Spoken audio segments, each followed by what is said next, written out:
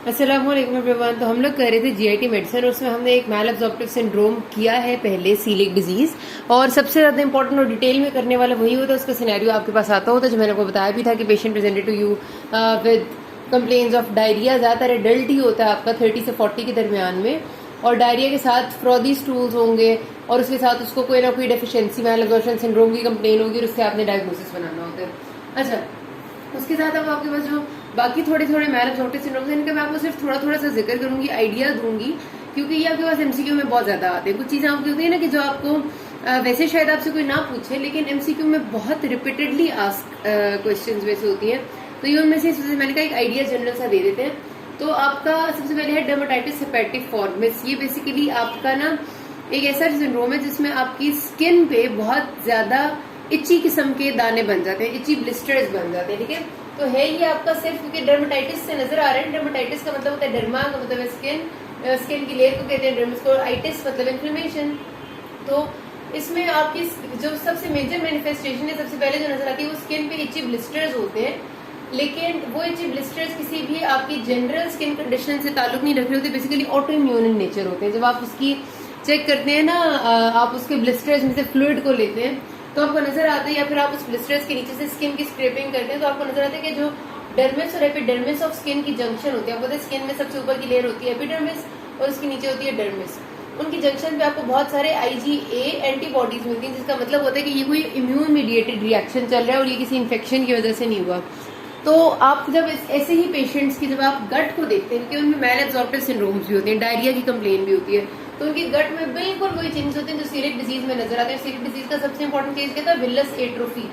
जो आपकी small intestine थी उसके विलाई की एट्रोफी हो गई थी, जिसकी वजह से चीजें एब्जॉर्ब नहीं हो रही होती है, मैल एब्जॉर्प्टिव सिंड्रोम्स आ रहे होते हैं। और इसमें जो HLA एंटीजन हमने देखा इन्वॉल्व हुआ, मैंने आपको बताया था सीलिक डिजीज में कि HLA-DQ2 एंड HLA-DQ8 वो HLA एंटीजन की खास टाइप्स हैं जो कि आपके सीलिक डिजीज वाले पेशेंट्स में हमें मिली हैं, और सेम यही टाइप्स आपके डर्मेटाइटिस हेपेटिफॉर्मिस में भी होती हैं।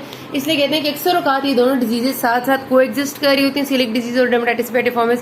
और डर्मेटाइटिस हेपेटिफॉर्मिस में भी आपके पेशेंट को अक्सर गट की एब्नॉर्मैलिटी होती है। ठीक है, तो एक तो ये आपने याद रखनी है, लेकिन इसकी जो मेजर मैनिफेस्टेशन होगी वो स्किन पे इची ब्लिस्टर्स की होगी। इतनी ही बातों में से कोई ना कोई एमसीक्यू आता हो, दैट्स इट। अच्छा, फिर ट्रॉपिकल स्प्रू। अच्छा, अक्सर बच्चे ट्रॉपिकल स्प्रू और सीलिक डिजीज को एक ही चीज समझते हैं, ये एक चीज नहीं है।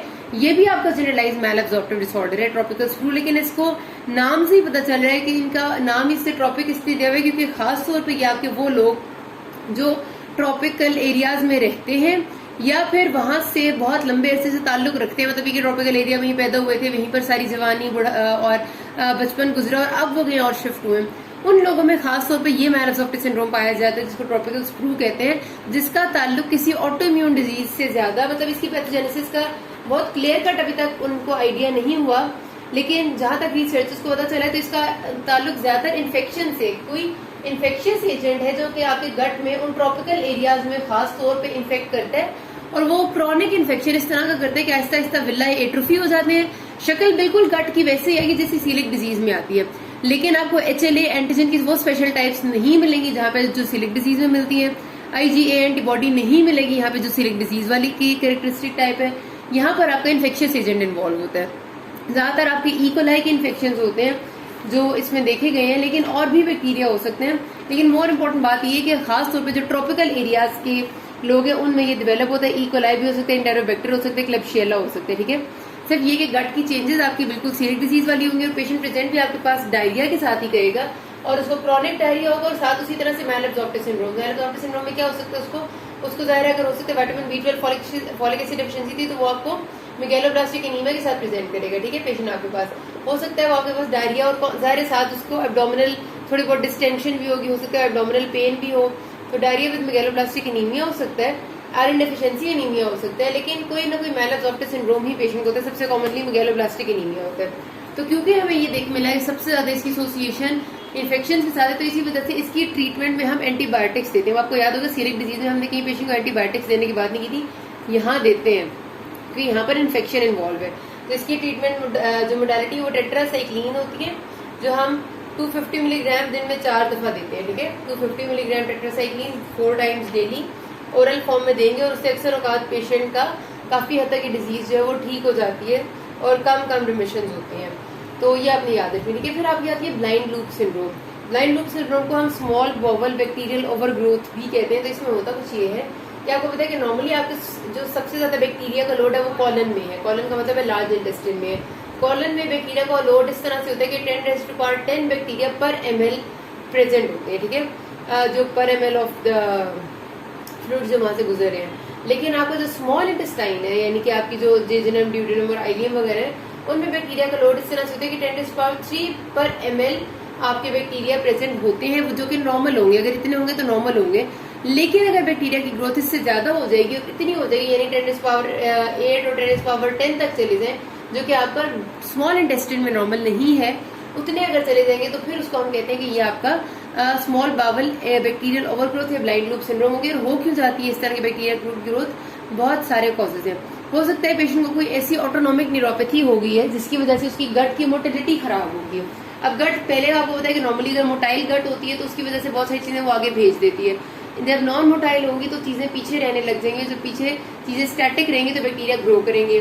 बैक्टीरिया ग्रो करेंगे तो आपको इस तरह के स्मॉल बावल सिंड्रोम वाले फीचर्स आएंगे। तो पहली चीज होती है आपकी गट की मोटिलिटी खराब होना। फिर आपके पास वो कॉजेज आते हैं जिसमें आपका एसिड की प्रोडक्शन कम हो जाए। अब होता है जो आपका एसिड बन रहा होता है स्टमक में, वो थोड़ा ज़ाहिर फूड के साथ मिक्स होकर वो आपका कायम जब बना देते हैं तो वो नीचे स्मॉल इंटेस्टाइन में आता है। और जो थोड़ी बहुत एसिडिटी उसके अंदर मेंटेन होती है वो बैक्टीरिया को डिस्ट्रॉय करने के लिए बहुत जरूरी है। वो कंडीशंस जिनमें हाइपोक्लोरहाइड्रिया होता है, या हाइपोक्लोरहाइड्रिया का मतलब होता है डिक्रीज एसिड प्रोडक्शन, या एक्लोरहाइड्रिया होता है जिसका मतलब होता है complete absence of acid production. इन दोनों कंडीशंस में आपके बैक्टीरिया डिस्ट्रॉय नहीं होते। वो बैक्टीरिया जो खाने के साथ आ रहे हैं, जब वो डिस्ट्रॉय नहीं होते तो वो फिर आपकी जाके स्मॉल इंटेस्टाइन में चले जाते हैं। इसी तरह बहुत सारी कॉज है। डायवर्टिकुलाइटिस जिन लोगों को होता है, अगर उन्हें स्मॉल इंटेस्टाइन में डायवर्टिकुलास है तो डायवर्टिकुलास क्या होती है? आउट पाउचिंग होती है जहाँ बैक्टीरिया ग्रो कर सकते हैं, तो ये भी एक कॉज है। फिर बहुत सारी स्ट्रक्चरल एब्नॉर्मैलिटीज और सर्जरीज होती है जिनके रिजल्ट में भी ऐसा हो सकता है। मतलब आपकी बिलरॉथ गैस्ट्रेक्टमी हुई हुई है या कोई और मसला हुआ है। और कुछ लोगों को इम्यून फंक्शन उनका एबनॉर्मल होता है। वो इम्यून फंक्शन जो नॉर्मली आपको पता है कि पूरी हमारी गट में आपका एक लिम्फेटिक सिस्टम भी प्रेजेंट है, ठीक है, आपकी गट की जो वॉल है, अगर वो गट की वॉल का लिम्फेटिक सिस्टम एबनॉर्मल हो जाएगा तो आपके पाइल्स पैचेस में मैं आपको बता रही थी कि जाहिर सी बात है कि वहां पर आपकी इम्यूनिटी होती है। वो बेसिकली आपका जो लिम्फोइड टिश्यू यहाँ पर होता है, स्मॉल गट में थोड़ा होता है, लार्ज गट में ज्यादा होता है। वो आपकी इम्यूनिटी अगर खराब होगी तो जो बैक्टीरिया नॉर्मली आ रहे थे वो एब्जॉर्ब हो रहे थे और वो वहीं पर डिस्ट्रॉय हो जाते हैं, वो डिस्ट्रॉय नहीं होंगे। अल्लाह ताला ने यहाँ पर खास तौर पे वॉल ऑफ गट में इसी वजह से इम्यूनिटी आपको अलग से दी गई, क्योंकि खाने के साथ बहुत सारे बैक्टीरिया आ जाते हैं और उनको जगह जगह पर डिस्ट्रक्शन के मैकेनिज्म्स दिए गए हैं। स्टमक का एसिड डिस्ट्रॉय कर देते हैं, यहाँ का लिम्फोइड टिश्यू डिस्ट्रॉय कर देते हैं। तो जाहिर जिसको हाइपोग्लाइकोग्लोबुलिनीमिया होगा या फिर जिसकी इम्यूनिटी डिस्टर्ब होगी उसमें भी ये कुछ हो सकता है। सारी बातों का मकसद ये था कि ब्लाइंड लूप सिंड्रोम किसी भी ऐसी रीजन की वजह से हो सकता है जिसमें बैक्टीरिया की ग्रोथ ज्यादा होने लग जाए। और फिर पेशेंट को जो क्लिनिकल फीचर्स आते हैं वो जाहिर सी बात है कि उसकी जब बैक्टीरिया ज्यादा होंगे तो वही बात होगी कि पेशेंट को डायरिया होगा, उसके आहिस्ता आहिस्ता विलाई को बैक्टीरिया खराब करते जाएंगे तो पेशेंट को विलाई की हिट्रोफी होगी, तो उसको स्टीटोरिया होने लग जाएगा, उसका फैट मेल एब्जॉर्प्शन होगी, उसको एनीमिया हो जाएगा, जब उसके आयरन मेल एब्जॉर्प्शन होगी, उसका B12 डिफिशिएंसी होगी, उसको फोलिक एसिड डिफिशिएंसी होगी। तो वही सारी बातें जो जनरली हर इस तरह की चीज में होती है। तो इसीलिए हम इन सबको मेल एब्जॉर्प्टिव सिंड्रोम कह रहे हैं कि ओवरऑल इनमें रिजल्टेंटली हो एक ही जैसी बातें नहीं है। अब इसकी मैनेजमेंट कैसे करते हैं? क्योंकि ये भी बैक्टीरियल ओवरग्रोथ है तो इसमें भी आपको ब्रॉड स्पेक्ट्रम एंटीबायोटिक्स देनी होती है, जिसमें आप दे सकते हैं टेट्रासाइक्लिन्स भी दे सकते हैं, ठीक है, उसके साथ आप मेट्रोनिडाजोल दे देते हैं। मेट्रोनिडाजोल आपकी काफी अच्छा कवर दे देती होती है काफी सारे बैक्टीरिया के अगेंस्ट, इस वजह से आपने ये देनी है। फिर अगर आप इन दोनों मतलब टेट्रासाइक्लिन्स जैसे आप बच्चों में नहीं दे सकते, प्रेग्नेंट लेडीज में नहीं दे सकते, तो उनमें आप फिर कोनेलोन्स दे सकते हैं, सिप्रोफ्लॉक्सासिन वगैरह। अगर वो भी नहीं दे सकते और पेशेंट एलर्जिक नहीं है पेनिसिलिन को और आपने बहुत सिंपल ड्रग देनी है तो आप सिंपली एमोक्सिसिलिन दे दें, ठीक हो गया। उसके साथ साथ जो पेशेंट को डेफिशिएंसी होती है उसको आपने पूरा करना होता है, लाइक विटामिन B12 देना, फॉलिक एसिड देना, आयरन देना, व्हाटएवर इज रिक्वायर्ड। अच्छा, ये होगी हमारे पास। उसके बाद आती है विपल्स डिजीज। अच्छा, विपल डिजीज आपकी एक ऐसी डिजीज है जिसमें होता कुछ ऐसे, ये सिर्फ आपकी गट से एसोसिएटेड नहीं है। इस डिजीज में कहानी कुछ यूं होती है कि आपके पास एक बैक्टीरिया आता है जिसका नाम है आपका ट्रोफायरेमा विपिलाई, ट्रोफायरेमा विपिलाई, ठीक है।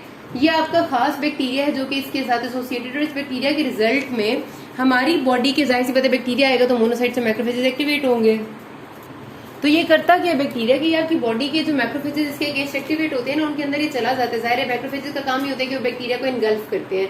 मैक्रोफेजेस को इनगल्फ करते हैं तो ये उनके अंदर जाएगा लेकिन डिस्ट्रॉय नहीं होता, बल्कि उनके अंदर सेटल होकर बैठ जाता है और उसके बाद ना वो अपना काम कर सकते हैं और ना वो मरते हैं, ठीक है। तो मैक्रोफेजेस के अंदर आपका बैक्टीरिया सेटल हो जाता है और उसके बाद आपका जाहिर सी बात है कि जब यही काम वो कर रहा होता है आपकी यही गट की वॉल के अंदर, जो आपका इम्यून सिस्टम अल्लाह ने दिया है उसके पास जो मैक्रोफेजेस है, ठीक है, ये आपका सारा जो इम्यून सिस्टम यहाँ पर आपका जो लिम्फेटिक सिस्टम है इसके पास जो मैक्रोफेजेस होते हैं उनके अंदर ही आपका बैक्टीरिया चला जाता है। जब बैक्टीरिया अंदर चला जाता है तो फिर आपकी बॉडी की इम्यूनिटी तो खराब होती है, तो जो बैक्टीरिया यहाँ डिस्ट्रॉय होने थे वो भी नहीं होते, ओवर ग्रोथ हो जाती है और फिर आहिस्ता आहिस्ता मैलाब्जॉर्प्टिव सिंड्रोम शुरू हो जाते हैं। तो विपल्स डिजीज आपका खास तौर पे होता है कि जिसको हम कहते हैं कि स्मॉल इंटेस्टाइन में फोमी मैक्रोफेजेस बन गए। फोमी मैक्रोफेजेस क्या होते हैं कि मैक्रोफेजेस कंटेनिंग दिस बैक्टीरिया, ठीक हो गया जी।